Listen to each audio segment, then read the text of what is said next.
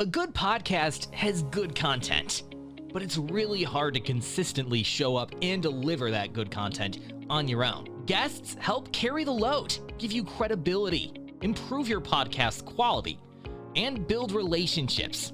But how do you find them?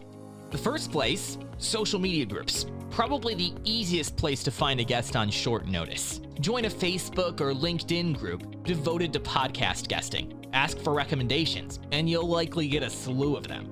Don't just take the first guest you come across. Vet guests carefully before bringing them onto your podcast. Number 2, your previous podcast guests.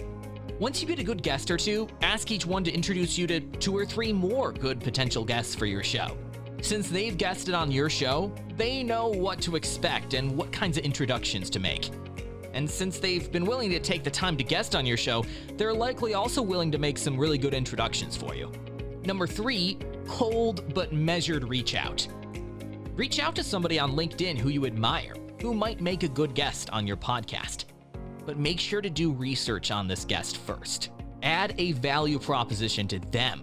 Why is this going to also be a good experience for them and not just your audience?